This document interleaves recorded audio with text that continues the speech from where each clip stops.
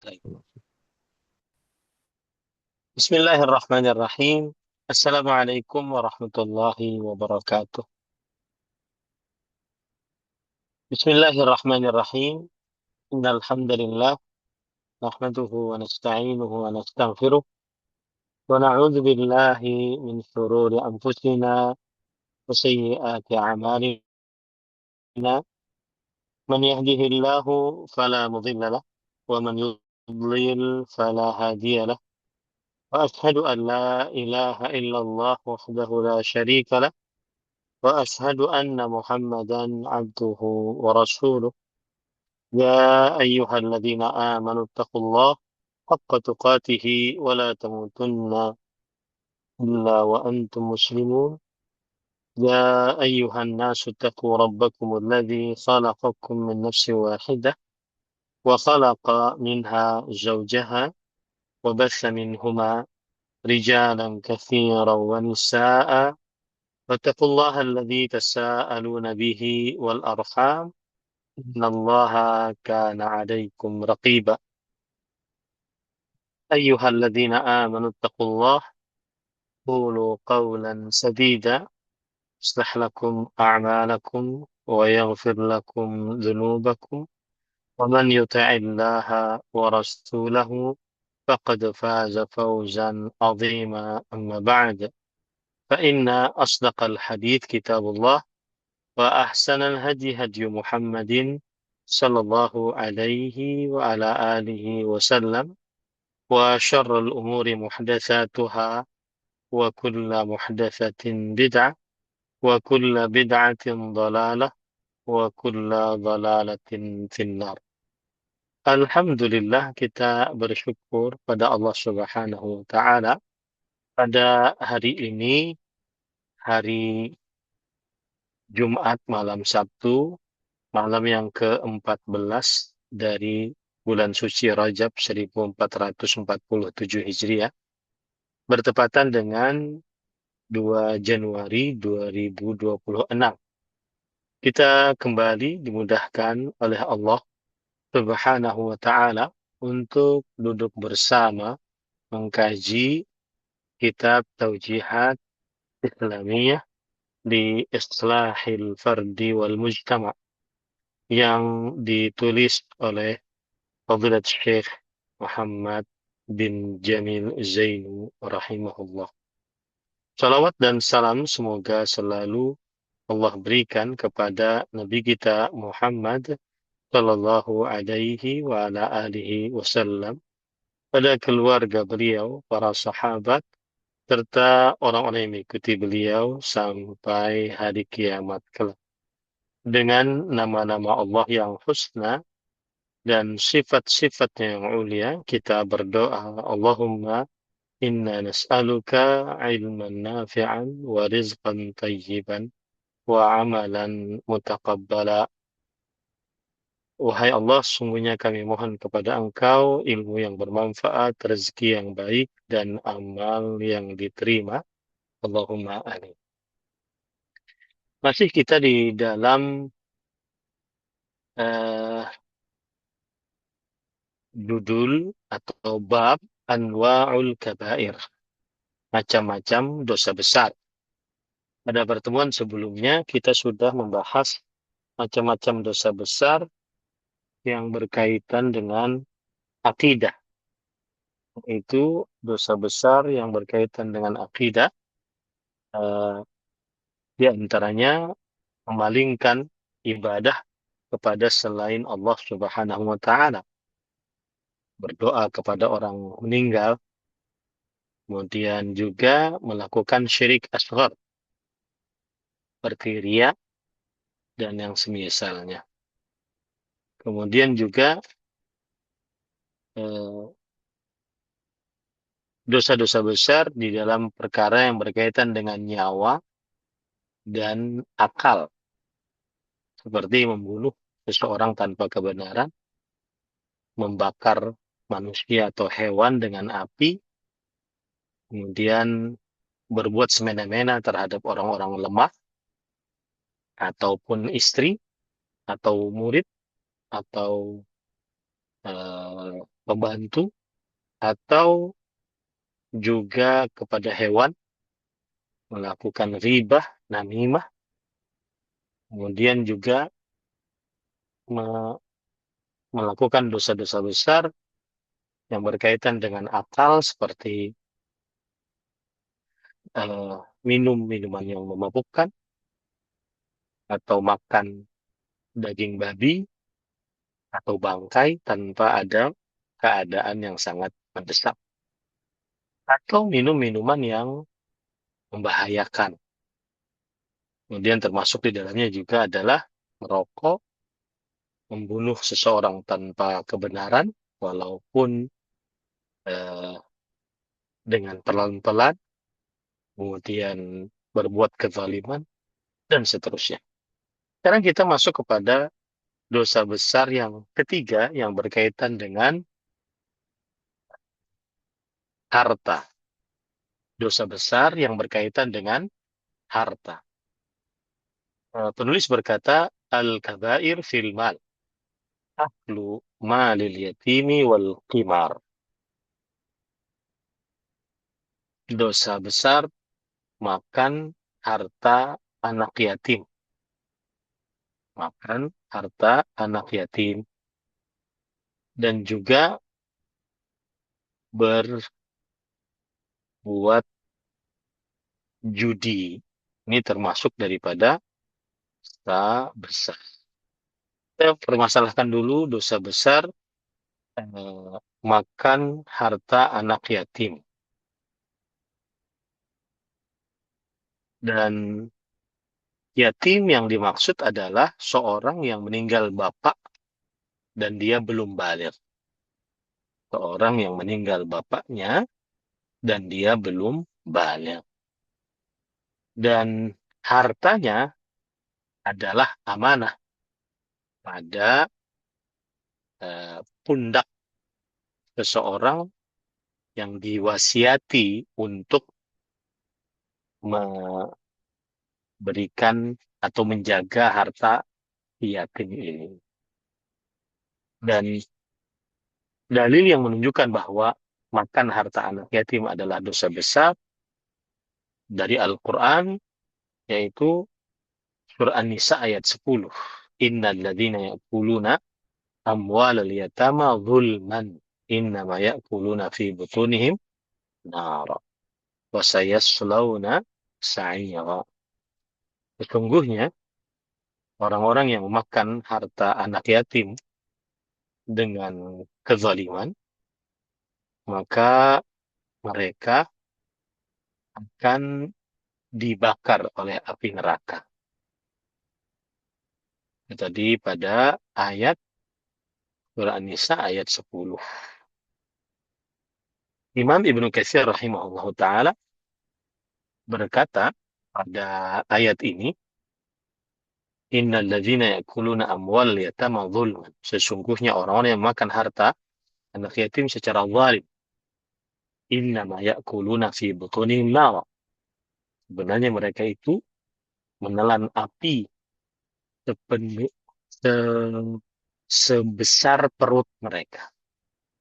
Wasayaslawna sa'ira. Dan mereka akan masuk dalam api yang menyala-nyala. Berkata Sa'id ibn Jubair dan Qatadah rahimahumallah, yaitu para tabi'i, beliau berdua berkata, kanal musyrikun yaj'aluna al-mal lirrijalil kibar.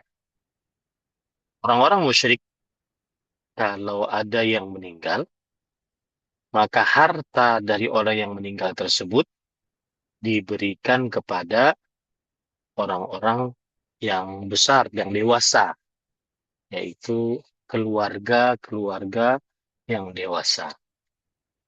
Wala yurithuna nisa walal atfala syai'an. Mereka tidak memberikan harta waris kepada istri-istri dan anak-anak sedikit pun. Maka Allah turunkan ayat ini. Lirrijali nasibum mimma tarakal walidani wal aqrabun walin nisa'i nasibum mimma tarakal walidani wal aqrabun mimma qalla minhu atau kasur nasiban mafruḍa. Bagi lelaki memiliki bagian dari apa yang ditinggalkan oleh kedua orang tua dan para kerabat. Dan juga bagi perempuan mendapatkan bagian harta waris dari apa yang ditinggalkan oleh orang tua dan para kerabat. Dari yang sedikit darinya atau yang banyak, ketentuan yang sudah ditentukan. Maksudnya adalah al-jami' fihi sawa fi hukmillah. Seluruhnya sama di dalam hukum Allah Subhanahu wa taala, baik laki-laki ataupun perempuan. Beda dengan kebiasaan orang-orang musyrik. Kemudian setelah itu mereka menjadikan makan dari harta anak yatim. Ya, mereka memakan dari harta anak yatim tersebut. Itu tidak membagikan harta tersebut pada anak yatim. Kenapa? Karena mereka anggap anak yatim ini tidak ada nilainya di sisi mereka. Tidak ada nilainya di sisi mereka. Ini maksud daripada ayat ini, ya. Di sini disebutkan Abdullah bin Abbas berkata, "Intalaqa man kana 'indahu yatimun fa'azala ta'amahu min ta'amihi wa syarabahu min syarabihi faja'ala yufaddilu syai'a." Alhamdulillah. Yahbisu فيحبس له حتى يأكله أو يفسد فاشتد ذلك عليهم فذكروا ذلك للرسول صلى الله عليه وسلم فأنزل الله, yang artinya ketika turun ayat sesungguhnya orang-orang yang makan harta-harta anak-anak yatim secara zalim, kita memasukkan dalam perut-perut mereka api sebesar perut mereka. Api tersebut akan membakar mereka. Maka akhirnya orang yang mempunyai anak yatim di rumahnya, mereka memisahkan makanan si anak yatim dari makanannya. Minuman anak yatim dari minumannya. Kemudian mereka jadikan sisa sesuatu. Lalu mereka simpan sampai si anak yatim ini makan. Dan kadang anak yatim ini nggak makan, akhirnya rusak makanan. Itu menyulitkan para sahabat nanti. Maka dari ikhwan yang oleh Allah Subhanahu wa taala, akhirnya hal tersebut diceritakan kepada para sahabat, kepada Rasul sallallahu alaihi wasallam. Kemudian turunlah ayat. Bertanya dan katakanlah bahwa berbuat baik kepada anak yatim itu baik. Tapi anak yatim itu jika hidup bersama kalian, maka dia adalah saudara kalian. Ini menunjukkan bahwasanya seorang yang mengurus harta anak yatim tidak boleh makan harta anak yatim secara zalim. Adapun makan secara biasa tidak mengapa. Makan secara biasa jika diperlukan tidak. Nah, ini dalil dari ayat Al-Quran yang menunjukkan bahwa eh, diharamkan makan harta anak yatim. Baik. Kemudian dalil dari hadis Rasul Sallallahu Alaihi Wasallam, yaitu Nabi Muhammad Sallallahu Alaihi Wasallam menjadikan makan harta anak yatim termasuk 7 dosa yang membinasakan. Ijtanibus sab'al mubiqat. Jauhilah 7 dosa yang membinasakan. Salah satunya adalah aklu malil yatim. Makan harta yatim. Ada beberapa gambaran, potret, buat orang yang makan harta anak yatim. Yang pertama, yaitu menguasai harta anak yatim tersebut. Satu. Yang kedua, mencuri harta anak yatim. Yang ketiga, eh, me- mengatur tetapi untuk kemaslahatan orang yang mengurus harta anak yatim bukan untuk kemaslahatan si yatim tersebut. Kemudian yang keempat, menyia-nyiakan harta anak yatim, buang-buang, menghambur-hamburkan harta anak yatim. Yang kelima, eh, mengakhirkan pemberian harta kepada anak yatim. Kalau anak yatim tersebut sudah balik dan sudah memerlukan tersebut. Kemudian yang keenam, mencampurkan harta anak yatim tanpa hitungan yang pas, tanpa hitungan yang pas. Ini tidak diperbolehkan. Ada ikhwan yang dirahmati oleh Allah Subhanahu wa taala. Kemudian, lalu bagaimana cara bertobat dari orang yang pernah memakan harta anak yatim dengan kezaliman? Cara bertobatnya adalah dia melepaskan dari dosa tersebut, menyesal atas perbuatan dosa tersebut, bertekad untuk tidak mengulangi perbuatan dosa tersebut, dan yang paling penting mengembalikan hak anak yatim. Baik itu dengan mengembalikannya atau menggantinya dengan sempurna. Menggantinya dengan sempurna. Baik. Kemudian di sini juga disebutkan wal qimar. Eh, termasuk dosa besar adalah itu al qimar. Dan apa dalil-dalilnya? Kemudian apa juga bentuk-bentuknya? Dan apa makna al qimar? Al qimar bisa disebut dalam bahasa Arab juga al-maisir, perjudian. Kenapa dilarang dalam agama Islam?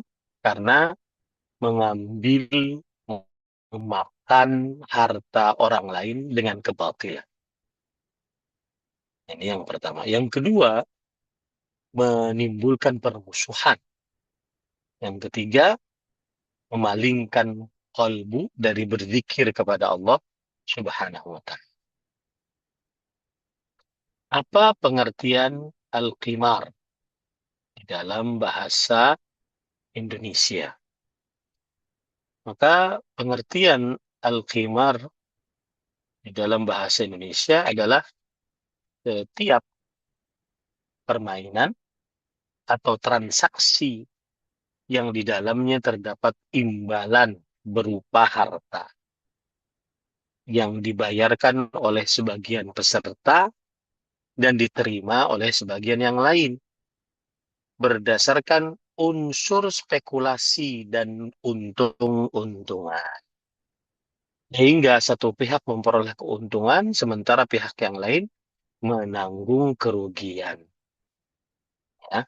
Nah, ini adalah termasuk dari pengertian qimar.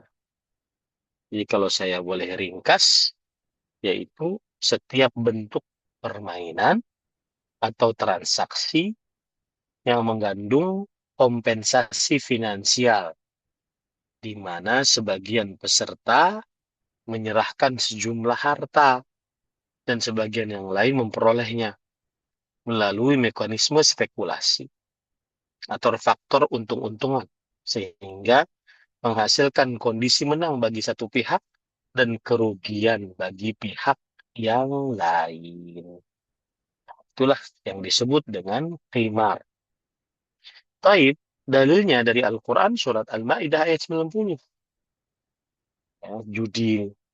Ya ayyuhalladzina amanu innamal khamru wal maisir wal ansabu wal azlam rijsun min amali syaitan. Fajtanibu la'allakum tuflihun. Hai orang beriman, sesungguhnya minuman yang memabukkan, perjudian, kemudian mengundi nasib, dan meletakkan sesaji bagi berhala adalah kotor dari perbuatan syaitan. Maka jauhilah agar kalian beruntung. Surah Al-Maidah ayat 90. Begitu juga dalam surat Al-Maidah ayat 91. Innama yuridu syaitan an yuqi'a bainakumul adawata wal baghdha fil khamri wal maisri wa yasuddakum an dzikrillah wa anis salah hal antum muntahun. Sesungguhnya syaitan menginginkan mengadakan di antara kalian permusuhan di dalam minuman yang memabukkan atau dalam perjudian dan mencegah atau menahan dari berzikir kepada Allah dan dari sholat. Apakah kalian berhenti dari perbuatan tersebut? Para ikhwan yang dirahmati oleh Allah Subhanahu wa ta'ala. Itulah dalil yang menunjukkan bahwa diharamkannya perjudian. Sekarang dari Al-Quran itu ya. Dan dari Al-Quran sudah kita pelajari tadi bahwa yang meninggalkan perjudian ini, maka dia pasti akan beruntung. Maka dia pasti akan beruntung.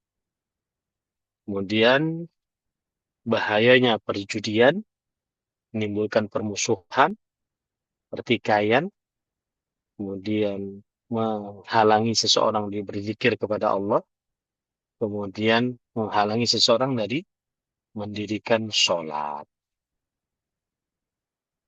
Kemudian dalam hadis dalilnya adalah man la'iba bin nardash faka'annama sabagha yadahu fi lahmi khinzir wa dami.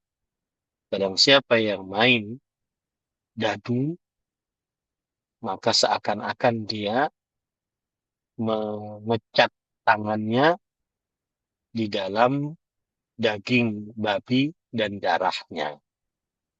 Dan ini adalah salah satu dalil keharaman alat-alat perjudian. Dan berarti apa saja yang semakna dengan hal itu juga diharamkan. Kenapa dia termasuk daripada dosa besar? Karena Allah Subhanahu wa taala menggandengkan dengan minuman yang memabukkan dan menggandengkan dengan meletakkan sesaji untuk berhala. Dan juga yang ketiga karena Allah mensifati dia adalah rijs, perbuatan syaitan, buruk, termasuk dari perbuatan syaitan. Kemudian kenapa dia termasuk dosa besar? Sebabnya juga adalah karena menimbulkan permusuhan pertikaian dan menghalangi seseorang dari berzikir dan mendirikan sholat. Dan sebab yang lain juga karena di dalamnya makan harta orang dengan kebatilan dan juga dengan sikap em, gharar, tidak pastian. Juga dengan sikap gharar atau ketidakpastian. Jadi dia makan anak yatim, makan harta yatim. Makan harta orang lain dengan judi tersebut dengan ketidakpastian ataupun untung-untungan, mukhatarah, untung-untungan. Nah, kemudian apa gambaran dari perjudian? Kalau tradisional yang terdahulu gitu ya, seperti misalkan seseorang berjudi pada apa sih istilahnya undi mengundi di dalam perlombaan-perlombaan ya taruhan bukan undian taruhan pada permainan dadu, taruhan pada permainan kartu, taruhan pada permainan catur, ya, taruhan pada perlombaan atau pertandingan yang ada padanya pembayaran sejumlah uang dari kedua belah pihak. Kemudian juga lotre, ya. Kemudian program undian berhadiah yang didasarkan pembelian tiket dengan imbalan tertentu. Nah, ini termasuk daripada potret yang terdahulu, tradisional. Sedangkan kalau di zaman sekarang, yang zaman canggih gini, ya, maka banyak juga potretnya dari potret eh, perjudian. Di antaranya yaitu taruhan olahraga elektronik seperti online sport dating, kemudian permainan daring yang mensyaratkan pembayaran sejumlah uang dengan kemungkinan memperoleh keuntungan atau menanggung kerugian. Kemudian aplikasi hadiah yang berbasis pada unsur keberuntungan dan imbalan biaya langganan atau pembayaran tertentu. Kemudian juga dengan apa yang dikenal dengan lot box, kotak keberuntungan, apabila disertai dengan imbalan finansial atau unsur spekulasi. Dan juga eh, sebagian perlombaan-perlombaan atau undian-undian yang diselenggarakan oleh penyedia layanan telekomunikasi yang mensyaratkan pembayaran biaya pendaftaran untuk mengikuti proses undian. Yang menjadi kaidah penting adalah setiap permainan atau transaksi yang mengharuskan pemain mengeluarkan sejumlah harta, kemudian hasilnya berputar antara kemungkinan memperoleh keuntungan atau kemungkinan mengalami kerugian. Maka hal tersebut dinamakan qimar atau perjudian. Tanpa memandang perbedaan nama atau sarana yang digunakan. Gitu ya. Nah, kemudian termasuk poin selanjutnya, hal yang merupakan bukan sesuatu dari perjudian. Seperti misalkan apa namanya, perlombaan yang tidak ada eh, timbal baliknya. Perlombaan yang tidak ada timbal baliknya. Jadi tidak ada imbalan finansial. Kemudian yang kedua, hadiah disediakan oleh pihak ketiga, baik sponsor ataupun donatur, tanpa ada kontribusi dana dari para peserta. Kemudian kompetisi ilmiah dan keterampilan yang tidak mengandung bentuk imbalan yang dilarang oleh syar'i. Ya. Sekarang perlombaan yang diperbolehkan oleh syariat, apa itu? Ya. Perlombaan yang diperbolehkan oleh syariat Islam, apa saja? Maka perlombaan yang diperbolehkan oleh syariat adalah setiap kompetisi yang tidak mengandung unsur judi, yang sudah saya sebutkan tadi, yang tidak mengandung unsur judi. Contohnya diantaranya perlombaan tanpa imbalan, tanpa hadiah sama sekali. Maka semua jenis lomba boleh secara mutlak selama tidak mengandung keharaman ini. Contoh lomba olahraga, lomba seni, lomba akademik tanpa hadiah. Yang kedua, perlombaan dengan hadiah dari pihak ketiga, seperti sponsor, donatur, atau panitia. Kayak ini juga boleh. Contoh misalkan lomba MTQ dengan hadiah dari panitia, ini boleh. Perlombaan-perlombaan ilmiah dan edukatif, seperti lomba hafalan Al-Quran, cerdas cermat, debat akademik, ya, dibolehkan selama tidak disertai eh, unsur judi dan tidak melalaikan kewajiban. Ini diperbolehkan. Kemudian perlombaan keterampilan atau profesionalisme seperti lomba pidato, lomba menulis, lomba keterampilan keterampilan khusus, ya boleh dengan catatan hadiah bukan dari peserta, tidak ada unsur gharar atau penipuan. Di sana ada perlombaan yang disyariatkan secara khusus oleh syariat Islam karena mendukung kekuatan umat seperti memanah, berkuda, dan balap unta. Memanah, berkuda, dan balap unta. Ini pada ikhwan yang dirahmati oleh Allah Subhanahu.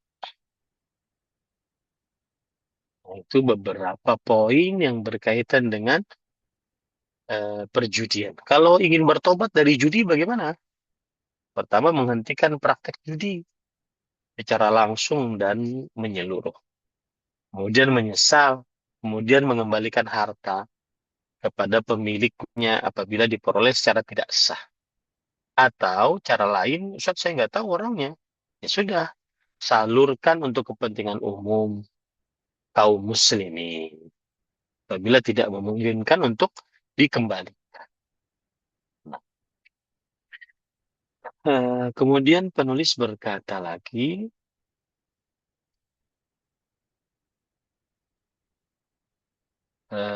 wal yanasib. Wal yanasib artinya adalah em,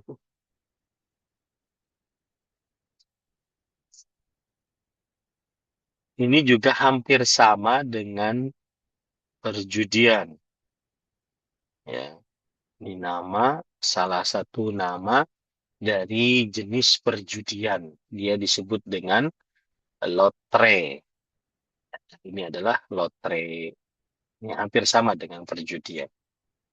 Kemudian penulis berkata lagi, yaitu wasariqah wa qat'ut tariq, mencuri, membegal, menyamun, wa akhdhul mali ghasban, wa riswah, dan sogok, wa naqsul kaili wal mizan, mengurangi takaran timbangan, wal yamin al ghamus, dan bersumpah palsu untuk bisa mengambil harta, wal khadi'ah fil bai'i wasyira', penipuan di dalam jual beli, wa adamul wafa bil ahd, dan tidak tunai janji, wa syahadatuz zur, bersaksi palsu, wal ghish, menipu, wa tabdzir, membuang-buang harta, wal idrar bil wasiyah, membahayakan di dalam wasiat, yaitu memberi wasiat dengan hutang, eh, dengan hutang yang bukan eh, atas kewajibannya untuk membayar, agar si ahli waris tidak dapat harta.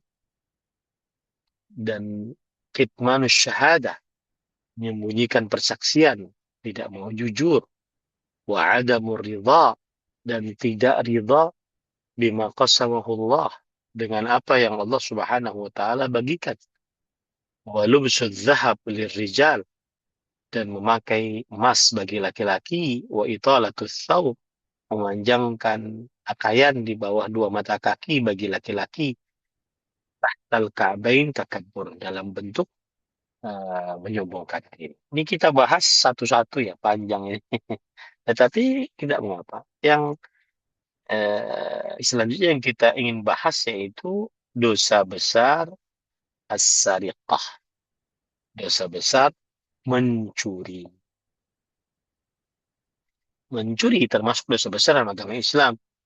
Karena di dalamnya adalah me, me, apa, me- merusak harta orang lain.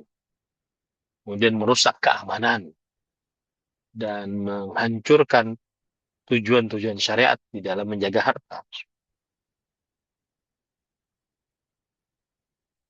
Menghancurkan tujuan-tujuan syariat dalam menjaga harta. Dan pencurian pengertiannya adalah mengambil harta yang dijaga dan dimiliki oleh orang lain secara sembunyi-sembunyi dari tempat penyimpanannya tanpa kebenaran. Mengambil harta yang terjaga, yang mulia. Harta yang mulia itu milik siapa? Milik orang beriman. Ya, itu harta yang mulia, milik orang beriman. Atau milik orang kafir yang dijamin aman. Kemudian dimiliki oleh orang lain. Diambil secara sembunyi-sembunyi dari tempatnya yang tersembunyi, yang sudah ditutupi, bukan di jalan, gitu, yang sudah tertutupi tanpa kebenaran. Nah, ini 5 pengertian dari mencuri. Dalilnya dari Al-Quran, surah Al-Ma'idah ayat 38. وَالسَّارِقُ وَالسَّارِقَةُ فَقَطَعُوا أَيْدِيَهُمَا جَزَاءً بِمَا كَسَبَا نَكَالًا مِنَ اللَّهِ. Pencuri laki-laki dan pencuri perempuan, potonglah kedua potonglah tangan-tangan kedua mereka sebagai balasan atas perbuatan mereka dan pelajaran dari Allah Subhanahu wa taala. Dan didahulukannya kata pencuri laki-laki daripada pencuri perempuan karena kebanyakan yang melakukannya adalah laki-laki. Kemudian sedangkan di dalam zina, az-zaniyatu waz-zani fajlidu, wanita yang berzina dan laki-laki yang berzina. Didahulukannya kata wanita pezina karena penyebab perbuatan zina kebanyakan perempuan. Dalil yang lain surah An-Nisa ayat 29. Ya ayyuhalladzina amanu la ta'kulu amwalakum bainakum bil batil. Wahai orang beriman, janganlah kalian makan harta-harta kalian di antara kalian dengan kebatilan.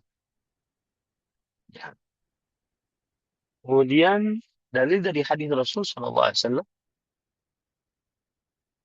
riwayat Bukhari dan Muslim, la'anallahu as-sariqa yasriqul baydata fatuqta'u yaduh wa yasriqul habla fatuqta'u yaduh.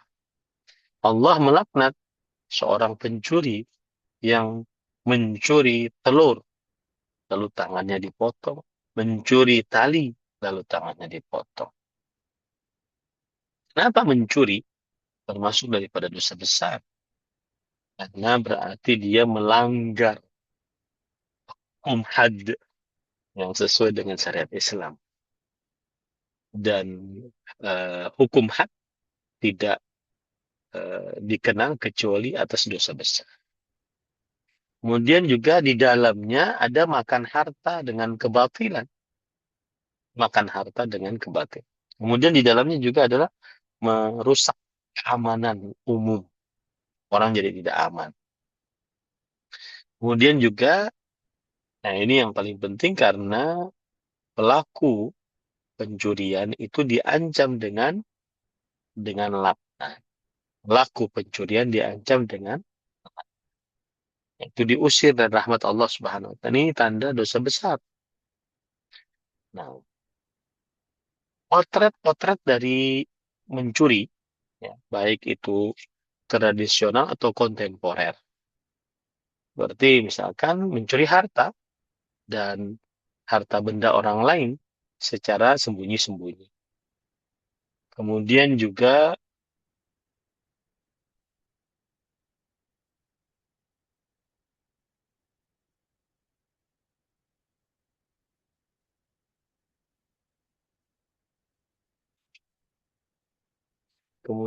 pencopetan dan perampasan secara sembunyi-sembunyi, pencurian gaji atau harta titipan yang diamanahkan, penggelapan harta baik dari kekayaan publik atau maupun privat, pencurian listrik, air atau layanan publik lainnya, pencurian data dan akun elektronik apabila telah terpenuhi unsur harta dan unsur pelanggaran hak. Nah, ini termasuk pencurian dalam hal ini. Taib, apa syarat ditegakkannya hukum had bagi pencurian. Yang pertama, harta yang dicuri sampai nisab. Yang kedua, harta yang dicuri diambil dari tempat yang tersembunyi, yang sudah ditutupi. Yang ketiga, ada yang menyaksikan pencurian tersebut. Kemudian yang kelima, yang keempat, tidak ada syubhat di dalam pencurian tersebut. Semuanya sudah terpenuhi. Nah, pada saat itu ditegakkan hukum had pada. Nah, bagaimana cara bertobat dari pencurian? Yang pertama yaitu melepaskan diri dari dosa. Yang kedua menyesal. Yang ketiga bertekad untuk tidak mengulang. Yang keempat mengembalikan hak kepada pemiliknya atau minta halal dari pemilik.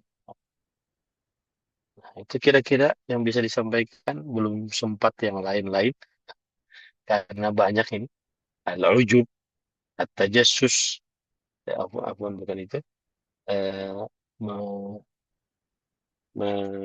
apa, membegal, menyamun, ya, kemudian mengambil harta dengan gosok. Nah, ini kita bahas nanti pada pertemuan-pertemuan yang akan datang. Silahkan jika ada yang ingin ditanyakan.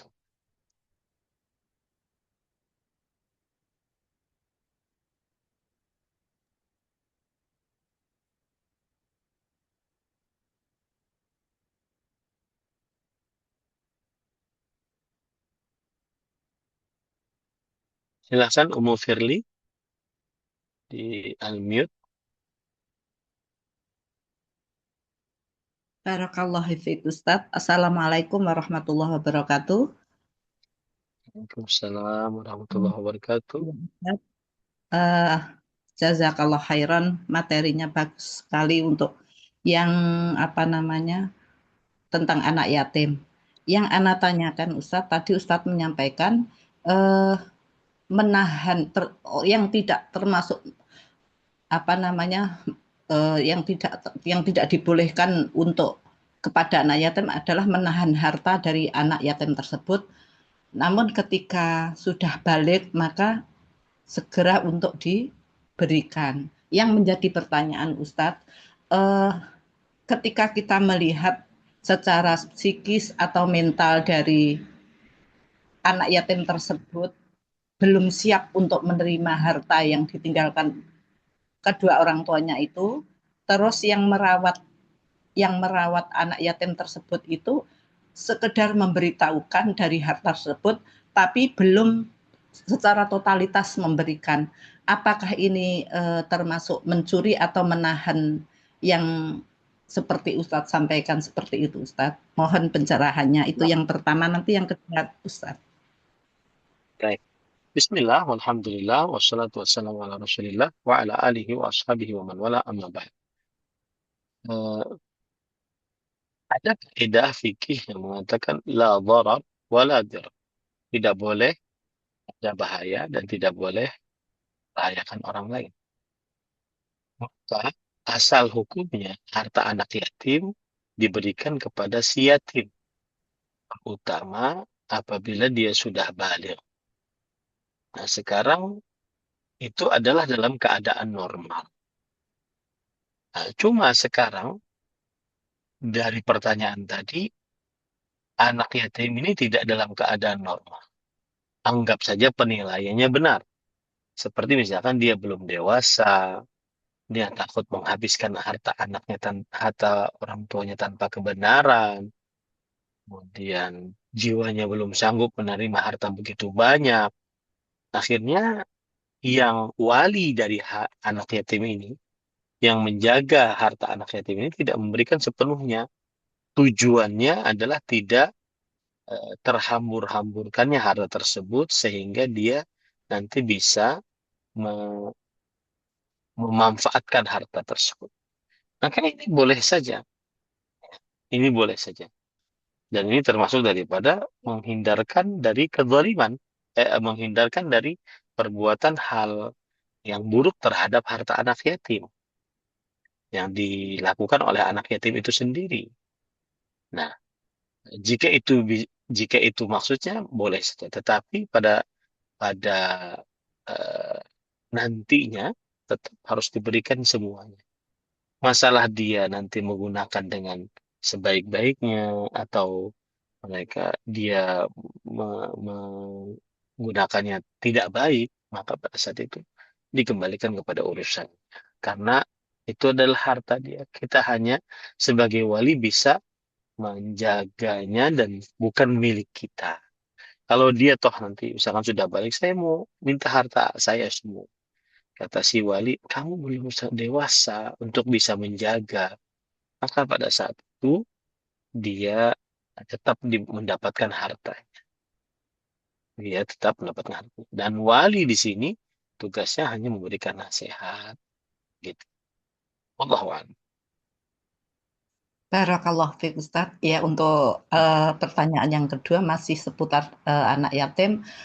Apakah boleh Ustadz ketika ada wali yang mungkin secara finansial itu kurang kurang ada seperti itu, terus kemudian mengambil mengambil sedikit harta untuk kebutuhan sehari-hari, yang mana harta tersebut ya ya si anak yatim makan, tapi si wali juga ikut makan. Nah, yang seperti ini adalah apakah diperbolehkan atau sekali lagi termasuk mencuri harta anak yatim seperti itu, Ustaz? Barakallahu fiik, jazakallah khairan.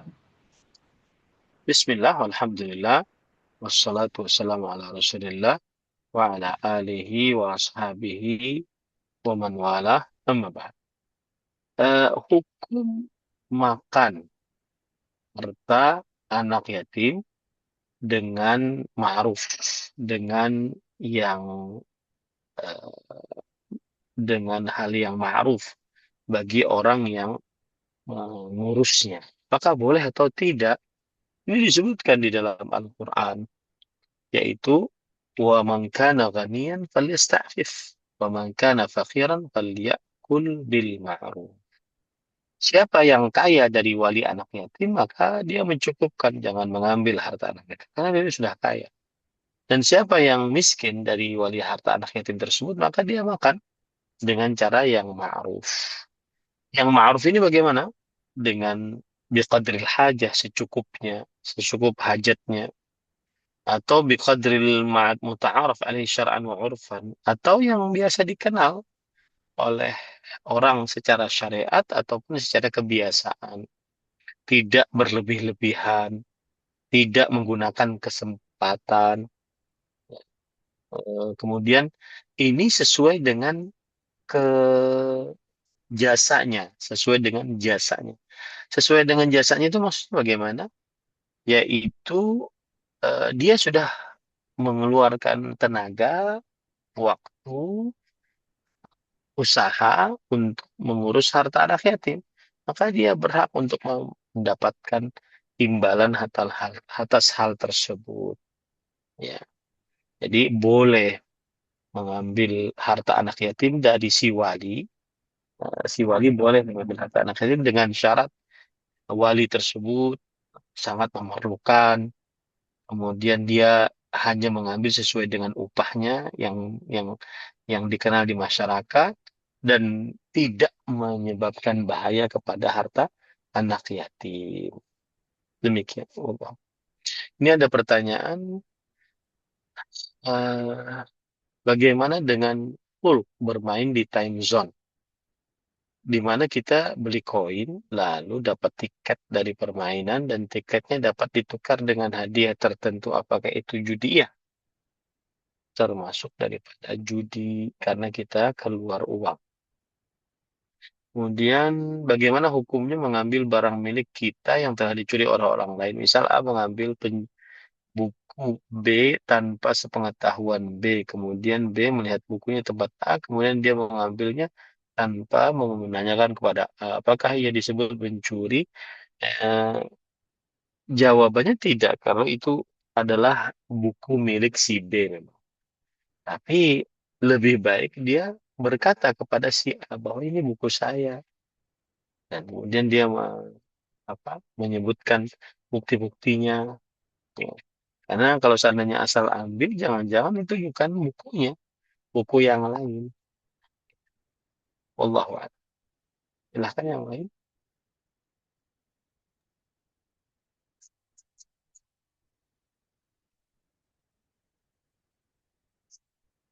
Cukup? Tidak ada lagi?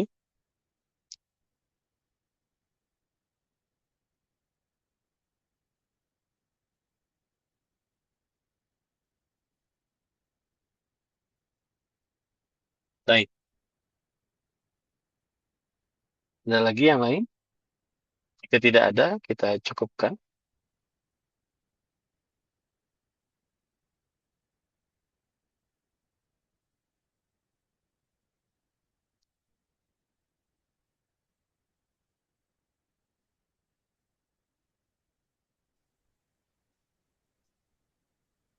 Silahkan Pak Heri Widianto. Baik, Pak Ustadz. Assalamualaikum warahmatullahi wabarakatuh. Waalaikumsalam warahmatullahi wabarakatuh. Iya, izin bertanya Pak Ustadz terkait dengan pengelolaan dana anak yatim di masjid yang pemberiannya itu tidak maksimal ya. Dalam arti kata bahwa sumbangan-sumbangan kotak amal di masjid kan ada beberapa kotak gitu ya. Dan dana yang itu sangat besar.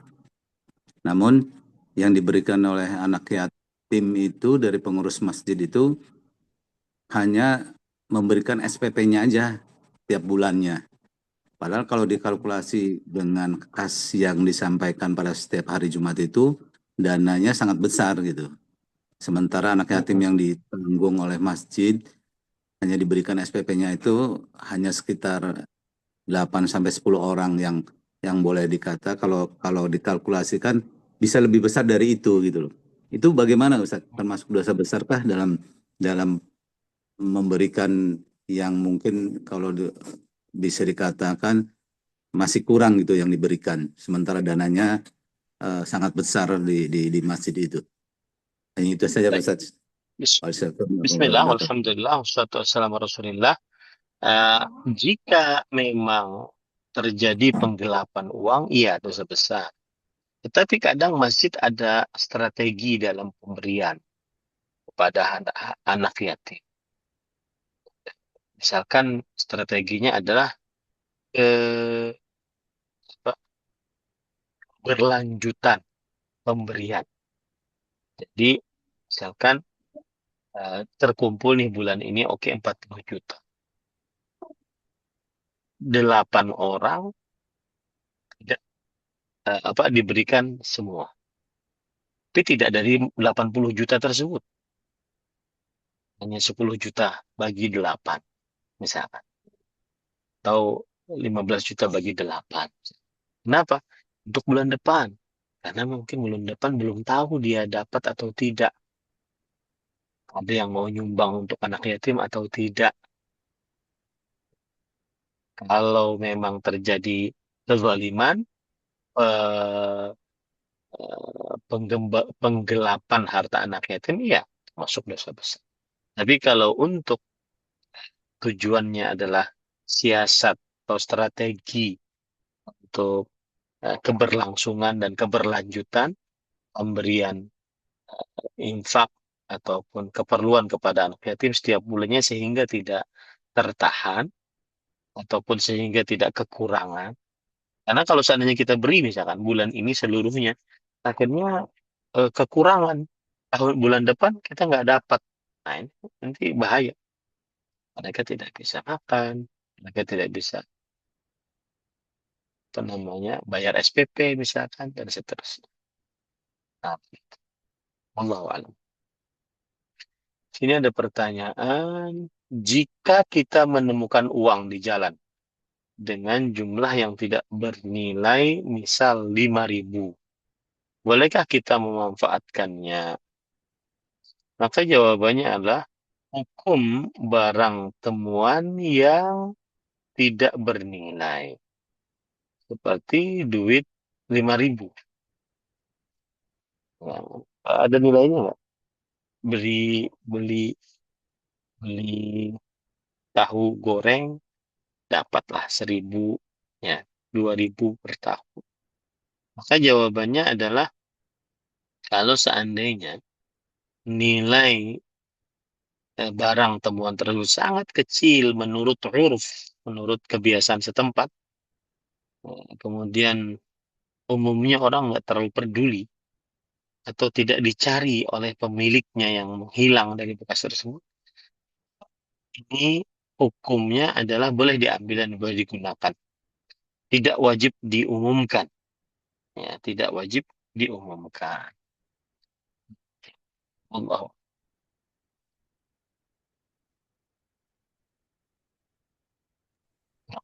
Baik, Lagi yang jazakallahu lain? khairan Ustaz. Belum ada Mas Pak Heri masih resen, apakah ada yang belum tersampaikan tadi? Mohon maaf, Jawabannya belum sudah ya? mohon maaf. Oh, Mohon maaf. taib. Tidak apa-apa. Jazakallahu khairan. Belum ada yang masuk lagi di sini Ustaz. Cukup kiranya. Barangkali mau baik. Oh, Afwan Oke, Ibu Midar silakan. dari Perancis baru. Silakan, Bu.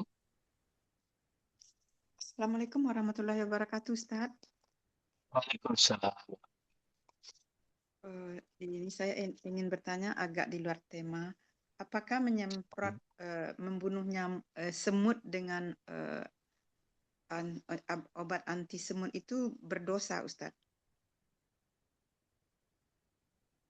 Obat anti semutnya gimana, Bu? Bagaimana, Ustaz? Obat anti semutnya bagaimana, Ibu? Ya, obat semprot seperti obat nyamuk, tapi disemprotkan khusus untuk semut dan kecoa begitu, Ustaz. Tidak berdosa, Ibu. Tidak berdosa. Tetapi lebih baik diusir kalau seandainya tidak mau hilang, maka ada kaidah mengatakan ad-darar yuzal. Bahaya itu harus dihilangkan. Tersebut mendatangkan bahaya baik makanan ataupun tubuh, maka harus dihilangkan. Boleh semut jika semut mengganggu secara nyata, datangkan mudarat dan sulit diusir tanpa pembasmian. Maka boleh. Tapi dengan sebatas keperluan, tidak berlebihan, tidak untuk menyiksa, tidak dibakar. Ya, tidak dibakar. Allah.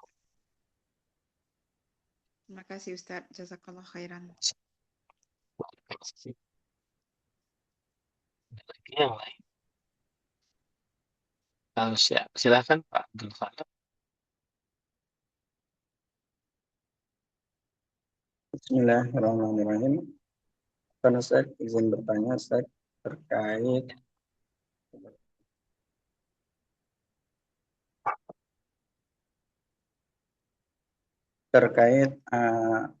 kita kan seseorang hamba itu kan sudah ditentukan ya Ustaz ya untuk kematian, rezeki sama jodoh. Nah, dan seseorang itu kan tidak akan meninggal sampai rezekinya itu habis. Begitu kan ya Ustaz ya? Nah, untuk rezekinya tersebut apakah itu akan habis itu apabila diambil dengan cara halal saja atau dengan haram juga Ustaz? Ya. Bismillah, alhamdulillah, wassalatu wassalamu ala Rasulillah wa ala alihi wa ashabihi wa man walah amma ba'd. Rezeki kita sudah ditentukan oleh Allah Subhanahu wa taala. Mau kita ambil dengan cara yang halal atau cara yang haram. Semuanya sudah ditentukan. Maka tidak akan berubah dari apa yang sudah ditentukan oleh Allah Subhanahu wa taala. Abdullah bin Mas'ud radhiyallahu anhu mengatakan, "Inna Allah qasama arzaqakum kama qasama arzaqakum." Allah telah membagikan rezeki-rezeki kalian sebagaimana Allah telah membagikan akhlak-akhlak kalian. Jadi rezeki akan ditentukan oleh Allah 50.000 tahun sebelum kita. Kita mau mengambilnya dengan yang haram, segitu juga rezeki. Kita mau mengambilnya dengan cara yang halal, segitu juga rezekinya. Tidak akan. Maka tugas kita adalah ya'mal kullun muyassar lima khuliqa. Beramal, carilah rezeki yang baik. Sungguhnya setiap orang sudah ditentukan sesuai dengan apa yang dimudahkan atas saat itu. Jadi rezeki tidak akan berubah. Yang dia ambil itu rezeki. Baik dia ambil yang halal dengan yang haram. Wallahu a'lam.